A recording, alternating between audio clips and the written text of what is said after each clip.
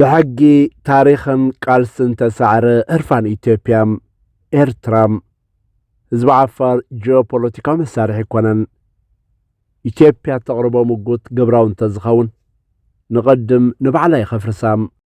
أبزغنيات بكفل مرمرن حبريتان منيستر قديات وصي إرترا زوات حدش سبساب نتي إثيوبيا نقايح بحرق تقبرو زلا ترقاقام دفيت أمريكيتو كاب كرمي حجي بوغن إرترا تسمع مقلسيتات سفيح زرزراون كومودما أب جبتتات تمركوسة ترير تسبساب زرقيه لهم نتوم كاند رخبتات نيت تسبساب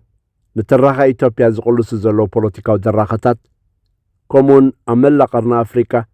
أبزوباو تساتان لولاو نتنزلو تسلواتاتا واحدو زي محرت والد سماتا زدالو صحفينا حزنا مسينا زرنا مسانا تصنحو متسا خونتا زوبانا بزعبا زوصل معبالتات عميق شفانن تنتانا نمركب دما مدباتنا حتكاتاتلو بخبرنا عدم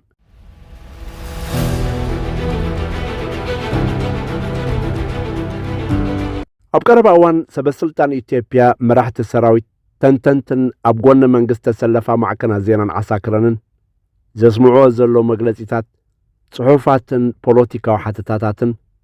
نتاوشت غزا السلف برسقنا زلو عميق رولاو ترخصو لهيوم زوم بزتود بأقباب انداتقاوحو نسومعون زلنا مقلسيتات نتي نويح اوان زتسانها زآرقن تسعرن غزاتا ورفانن قبات طموحن مسكوننت علم لخاو حقن زوباو الأولاونتنا تعاريقو كغرب نيزحلنو لهيقان تسعر مخانم قولي حزر رايو أبزا تسعر زي إثيوبيا أبحمرت اتبمريت نستخببا هقرات زفكاد هقراو مسلا تتسقع الأولاونت إرترا كومون دوباتن تبتسحنتن بحرن زملكت حقاو سرعات كت أمززو تفتنا اللام زي زتودبت الرخا كادرات بلسقنا دما نزي بوليتيكاون سنا أمراون هوتتان تبلات سنتن زريو أبزي إثيوبيا ننبسا كم تشبوت وي بحريا وقبوونت وي دي فاكتو مدارك تقايه بحر غيرا خطقموتا تقبرو زلا تعري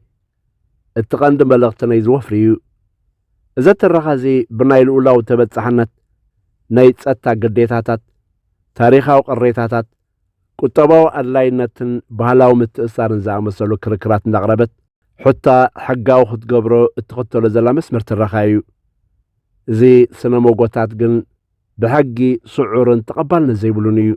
زيوم دما أبقونيل كاستمرتون ترجماتن أحقراو حق زمركوس غينم لتوم لولاونت أبزي مقاس وي مخبار مجزاتا ودوبات تمركوس متكالات حبرة أفريكا كومون نتي أنصار جزاتا ومولئنت كالها قرز قبر تهديدن حيلن زكالخل شارتر ودم حبرات هقرز زامسلو أقدس متكالات أشش زبوليوم أبرس هزي نتاب كلتش عن كلتن بكوميشن دوب إيرتران إثيوبيان سوهابه وسانن أحقراو حقن بمتحاس وشت مريت إيرترا نعسر شومون تعمت الزنبرا وتهدراو هلا ودما أبزت الرخازي أي العالنيو زت أكبرات الزبحة فشا حقتات الناقوسخا وينات أمززكا حقاو السرعتات أبزت عمكات رايكت تكاملو نايمد لايت سنها عقباب مخانو اتتصابصاب يملكت إثيوبيا جن نزوم مسرتات زياتهم أفلوت خيابت نحبراو زوباو ربحتاتن ستاو سكفتاتاتن قدايك إرسانا تقلع عنت جمرات تحت بحري زوباو زي مرقان زامسلو قداياتنا العلت أب ستا قيه بحري تاريخ صوتالن دابلت كتمات تحلنا اللام إذا تراخا زدما نتبغندو كلتاو قدايرتان إثيوبيان زخونا حتو زوباو قدايتان حلافنتن كتقبرنا يمفتان حقنايو إزي نتمماقوت مقان داقمن معيار زقبر معلبات جن كاب مدنقار حليفو ملا قرنا أفريكا حنفش في زفتر حدقنا قرمخونة رايز خون أقراو حقنو تسوريو بمسرت والحق بحر حبرات هقرات يونشلوس بمريز تقابة هقرات تتكاملت بحر كلون مسل هبيو إذا مسل زقن مستوانا متحلال لفيتن هقرات بزقبر اسم معات رايز تكبر كبرات تقاطات سلطنا بزعبا زقوداي أبتي إيغواندا إثيوبيا كونتن بزبلارستي أبزح لبسوم زغربنا لكم مدب بسفه أغربنا يخم زلبرنا ذكر كوينو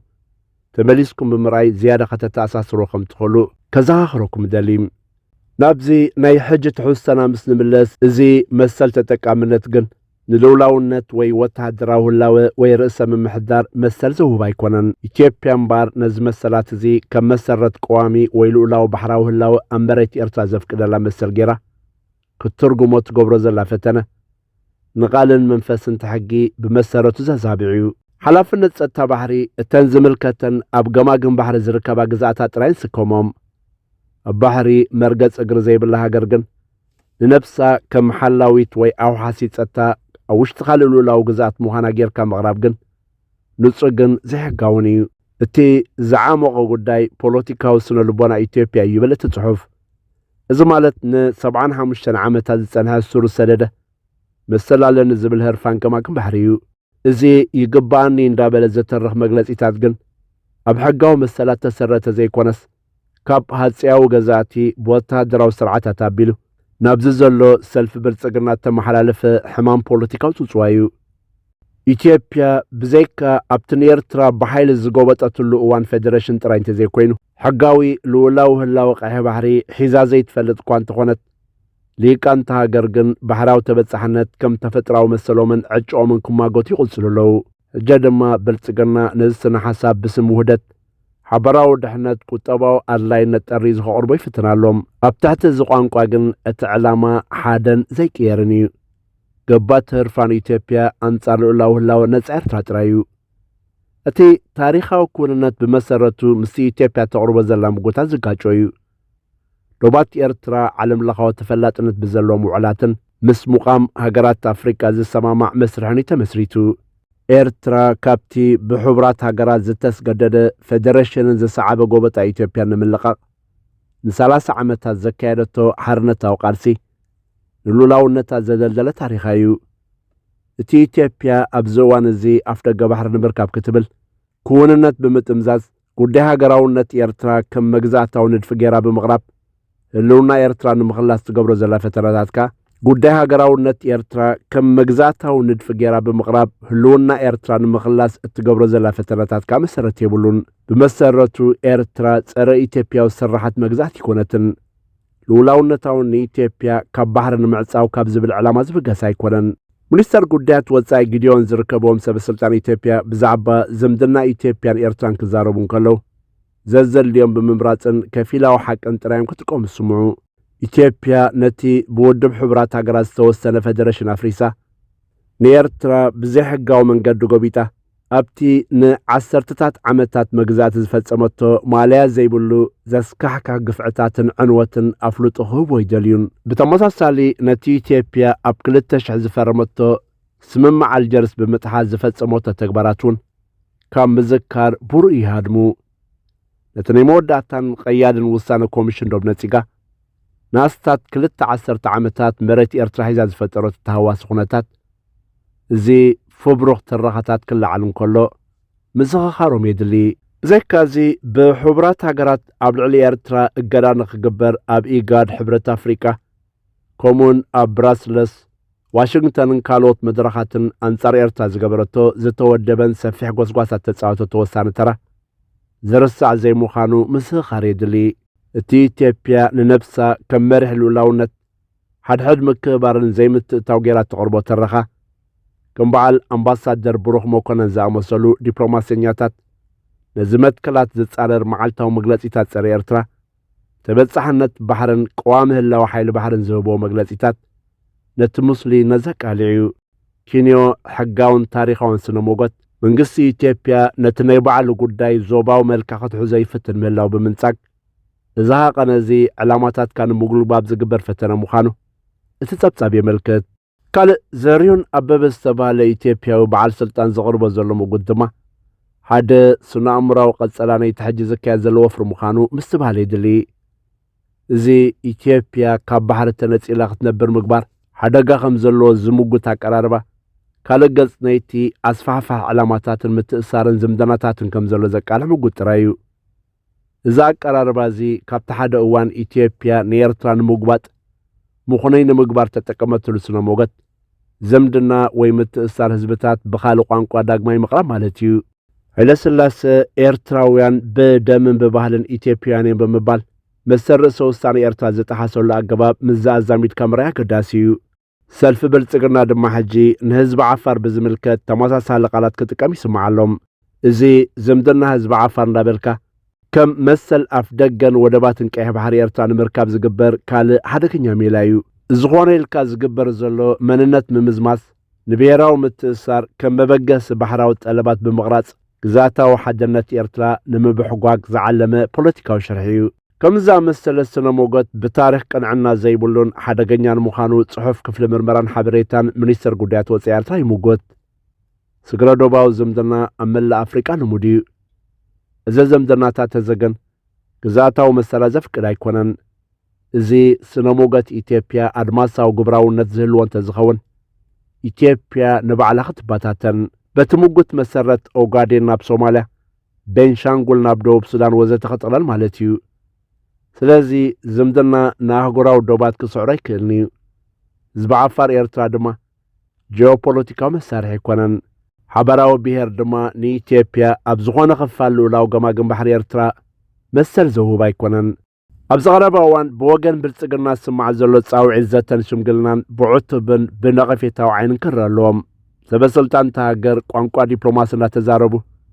ማዕረ ማዕርዩ ድማ ሚልዮናት ኢትዮጵያውያን መሬት ኤርትራ ንምምንዛዕ ንነብሶም መስዋዕቲ ክኸፍሉ ድልዋት ምዃኖም ብምግላጽ ክወድዱ ይስምዑ። ከም ዝበለ ተናኻሲ ቃላት ምስቲ ኢትዮጵያ ብቐጻሊ ተኣኻኽቦ ዘላ ወተሃደራዊ ሓይሊ ተደሚሩ ንዘይቁንዕነት ዲፕሎማስያዊ ኣቃውማ ዘቃልዕ እዩ። ንገዛ ህዝቡ ንመሬታዊ ምስፋሕፋሕ ክኸፍል ፈቓደኛ ምዃኑ ዝህደድ ስርዓት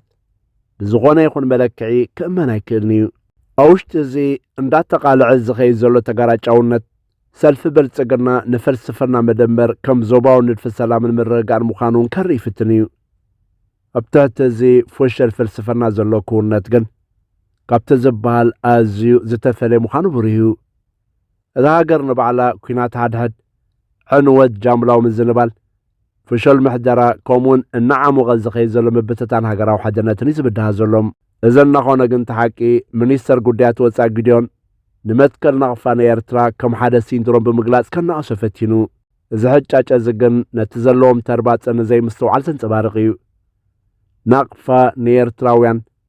ንርእሰ ሙርኮሳ ጽንዓት ሃገራዊ ሓድነትን መስዋዕትን ዝውክል እዩ። እዚ ድማ ንኤርትራ ነቲ ነዊሕ ዝጸንሐ ግዳማዊ ፀቕቲ ተጻዊራ ልኡላውነትን ምርግጋእን ክትዕቅብ ዘኽእላ ክብርታት እዩ። ኣብ መወዳእታ እቲ ጽሑፍ እዚ ኣብዚ እዋን ኢትዮጵያ ንቀይሕ ባሕሪ ልኡላዊ መሰላት ከም ዘለዋን እዚ ድማ ኣብ ጸጥታ ተመርኮሰ ዝምድና ስግረዶባዊ ብሄራት